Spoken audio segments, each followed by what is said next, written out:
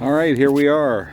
This is Dave. It's the end of January 2024, and we're in the bee yard. We caught 2 or 3 warm days. In fact, yesterday was actually a record-breaking warm day here. It was, I think, almost 80 degrees, which is unheard of in the Mid-Atlantic in January and February. And what's really weird, I guess, is that was right on the heels of a week or so at least of it being about never getting above freezing during the day and being in the low teens in the nighttime. So we got the hives here, and you would kind of, I guess, wonder what in the world we're doing. Well, we're checking on them. We're doing a quick routine maintenance kind of thing for each of them. I already see activity at each hive. That's a good sign to start. I'm going to start with this hive right here. And what I want to show you is one thing that a lot of people would think is a bad thing, but actually shows that the bees are alive and healthy and doing their thing. So this is the front of the hive. Got an upper entrance, right there. Then we've got the lower entrance sealed off except for the small opening. And what I want to show you here, see all those dead bees? And then even look down here, way more dead bees. Now that's a lot of dead bees, there's no doubt about that. But the fact that they're out in front of the hive is actually a good sign that the hive is healthy and well. What's happening is every bee has a job, right? Some go get some go get nectar, some go get pollen, some visit water sources, some protect the hive. Well, there is another bee called a mortician bee. And in the summertime, when it's nice and warm, they will actually take these dead bees and they'll fly away with them. I've seen them. They'll fly off 30, 40 yards and then they drop them to get them out of the hive. Instinctually, it's almost as if they know that this is a source of infection. This is a source of a problem. In the winter, when it's freezing cold and they can't fly as well, they just drag them outside the hive and dump them. So while that looks like a concerning number of bees, we're going to check in a second. I really didn't intend on making a video, so I don't have my tripod with me, but we're going to do this the best we can. And my son, Chris, at Red Feather Sound Studio, who does all my editing, is going to edit this video for us, and hopefully it won't be too disjointed. In fact, I know it won't be disjointed because he's going to do it. Let me turn you around a second. All right, here I am. So, first of all, before we get started, if you like what you see here, please like, share, subscribe, hit that button, show the YouTube algorithm who's boss, let it know that you want to see more content with bees and honey and chickens and homesteading and gardening and all that good stuff. I appreciate it certainly very much. Also, our videos really from the not from the beginning, but once he started, any video that has like a professional looking card on the beginning, my son has edited. He is a professional video and sound editor. Every one of my videos is sponsored by him because he does the work for me, and I appreciate it. And if you want to be I'm supposed to be yeah, exactly what he said. No, if you're interested in good quality sound or video editing for any kind of job, be it YouTube or any other job, then please by all means contact him. His information will be in the description below, including an email address where you can reach him. He does quality work. He works remotely almost exclusively, and he can help you with whatever it is you need. That's Chris at Red Feather Sound Studio, and they are the ones who take care of, and he is the one who takes care of my videos. And yes, that is blatant nepotism because he's my son and I love him to death, and I think he does great work. So on that note, let's go. Like, share, subscribe. Did I say that? I did say that. Never hurts to say it again though, right? All right, great. All right, here we go. Winter. Hopefully he won't keep doing that. I fed him. I don't know what his problem is. Winter beehive maintenance. We're just going to check things over and see what we got. I'm going to turn you back around. Okay. So the first thing is we saw the bees I am going to give them a little bit of a break. We're going to sweep those off the front porch here so that they can so that they have a clear entrance. Now, this time of year, what we're concerned about mainly is that the hive still has enough resources. So of course we do take some resources. That's what we do as beekeepers. However, we will always, at least I always want to make sure I leave them plenty behind. So the first thing you want to do is I'm going to reach down here, grab the bottom of the hive, and just, heft it a little bit. This hive is still very heavy. What that heavy tells me is that it's still got plenty of resources, be that honey, pollen, bees, all the 9 yards. So that's a good starting sign. Second thing we look for is just some activity around the hive. There's somebody checking out the upper entrance. There's a couple of them there. I already showed you all the dead bees outside, which that tells me the bees inside are doing their thing. Okay, so we open up. Everything on the top here is going to be fairly tranquil. So you remember last season we had the video where I showed you my cedar shims that I make, the shims I make. We put some screen in the bottom, and then we fill that with the cedar chips. That keeps the moist air from coming up, contacting the cold roof directly, and then it raining down on the bees and getting them cold and wet. They're already cold. We don't need them cold and wet. So what are we doing? Well, look, you can see they're coming out. It's a nice day, and these girls are definitely going to want to fly. So in the winter, the bees will group up inside the hive and then fall back and group up and fall back, kind of open up. So we've got, so there's a frame that had honey on it, and that is completely consumed. They've consumed all that and worked on it and taken care of it and done their thing. I've got a couple more here. That one was just a space filler. Let's pop this.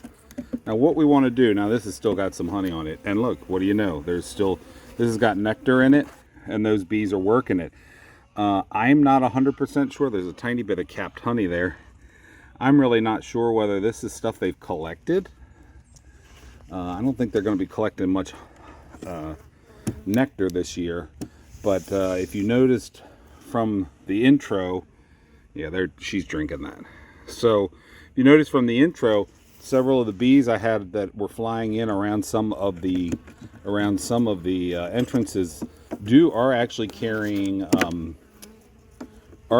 pollen. So they're already getting pollen from somewhere. Hazel is a source of pollen this time of year, as well as really the only other super early source of pollen I know of around here that we get like that would be willow, so any kind of willow tree. All right, so I'm gonna put these back in here. Here's what I don't want to do when I'm doing a hive inspection in the winter.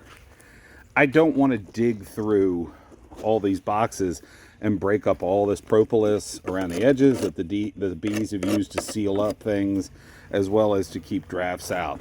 I don't want to do that. So we're not going to go any lower, because that's I already know that there's plenty in there that is got plenty of food, and that from when I lifted it and hefted it. So we're going to put this hive back together. We got bees showing up at the top. We got bees showing up down at the bottom. Everything seems to be in order. So I'm going to get back to you, and we'll see, and we'll check out some fondant that I made, as well as we'll look at maybe one or two other hives, since they're not in-depth digging around and investigations. Be right back. All right, it's show and tell time. Snack time, maybe you'd call it. So I want to take a second, because I did say I would do this, and nobody seems to ever stay till the end of my videos, so let's do this now. Hopefully some people will still be in here, because this is helpful. This is fondant.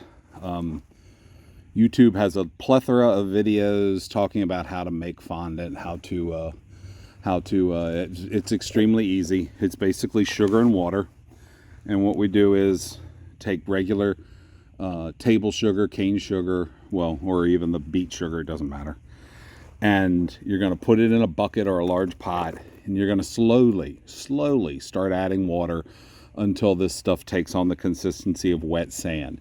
You do not want to add water too quickly. It's easy to put more in. It's impossible to take some out without letting it completely dry.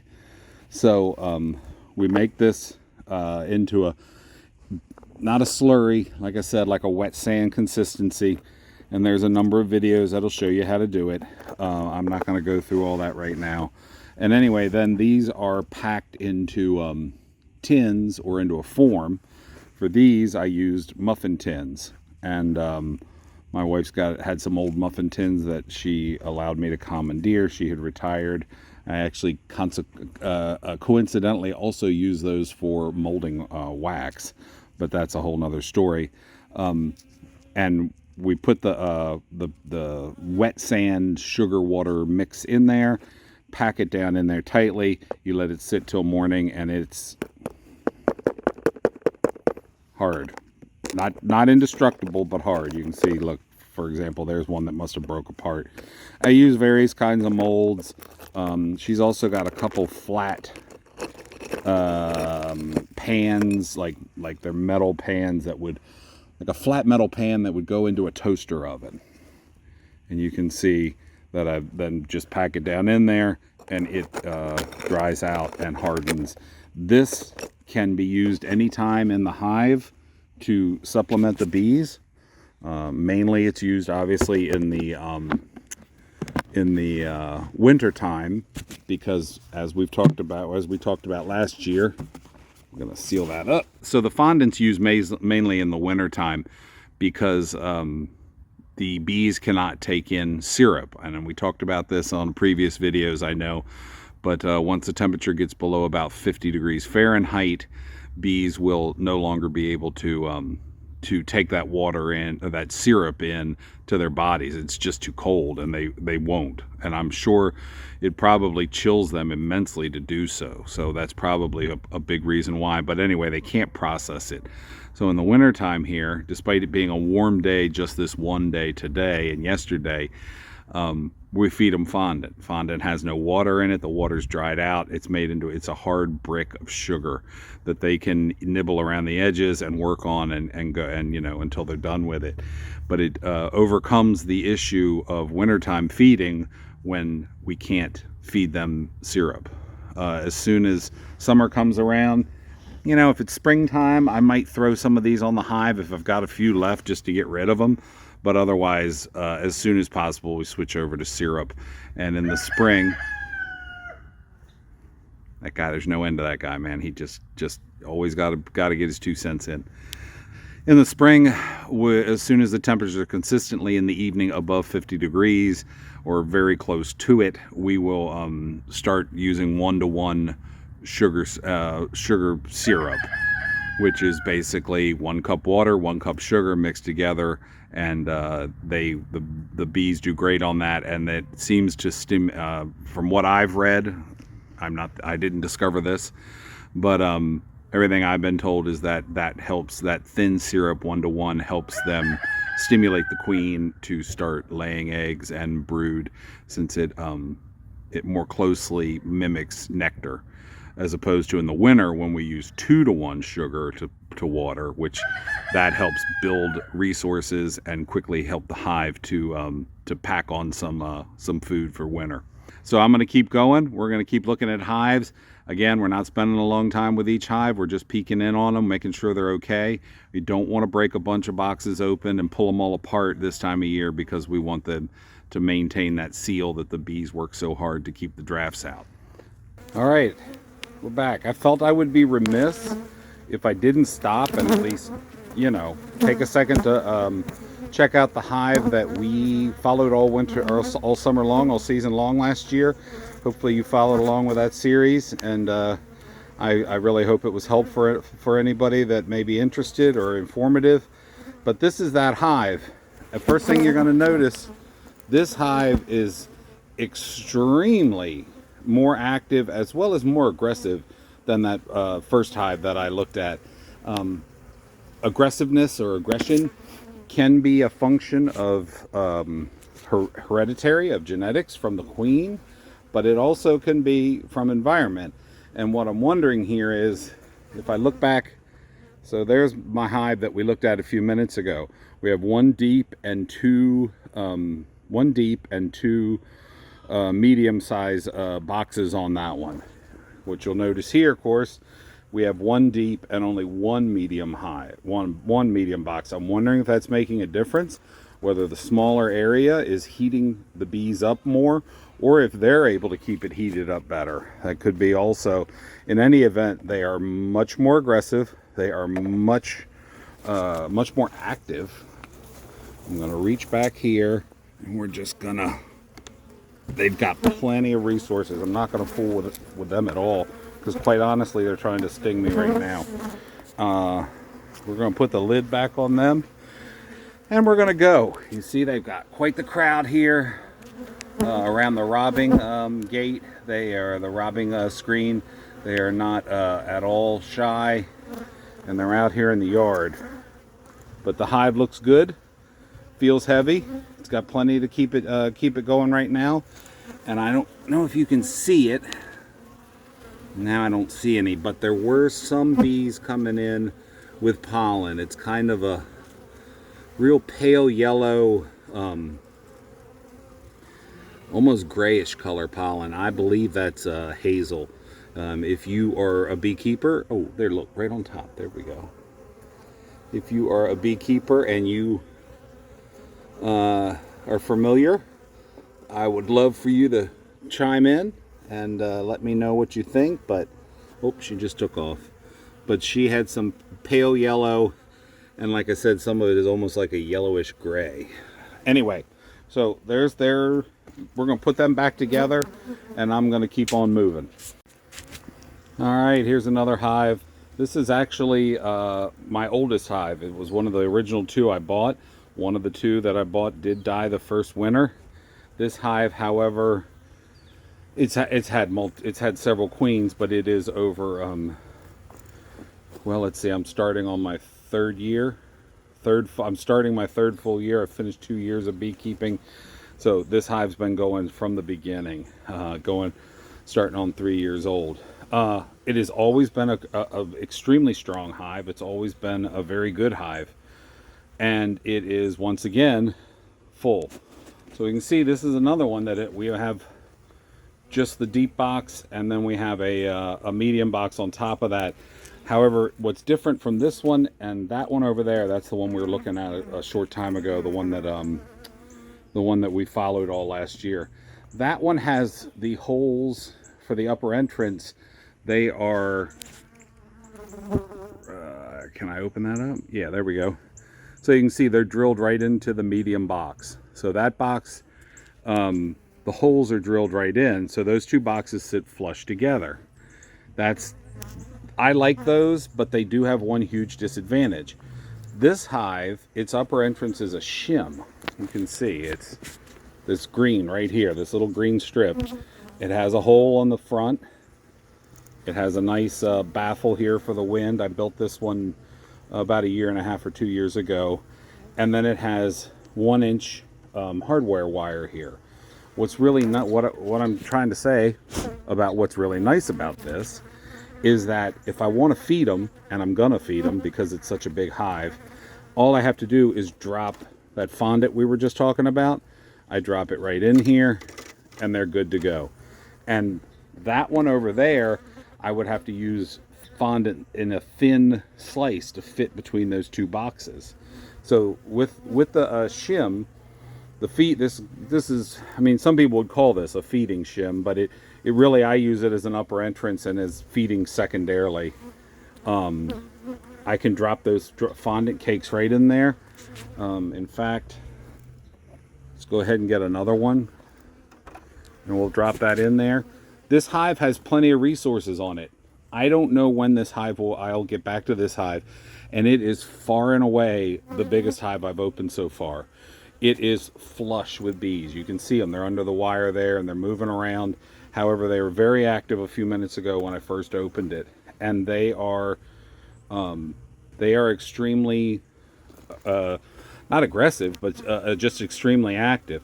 With a large hive like this, if it turns cold, I can't get out here. I can't open it up. There's issues. I may not be able to provide resources to it when it does need it in the future. So we're going to go ahead and drop those on there. In this time of year, it won't make a difference. If at the end of February, in another month, I've still got anything left over, then we'll certainly just get rid of it and clean it up. Also, these are treated with spearmint and wintergreen oils. Those do help keep down any kind of mildew and mold.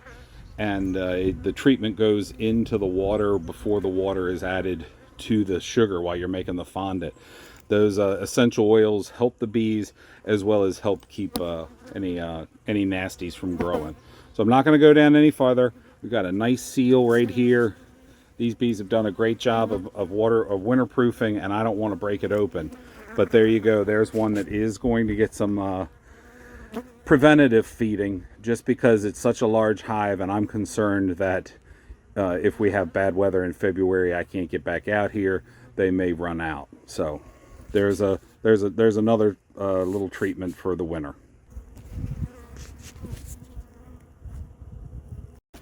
All right, so the inspections continue, and it would appear that at my second yard, which has just 4 hives about a mile from my house, I have lost 2 of them.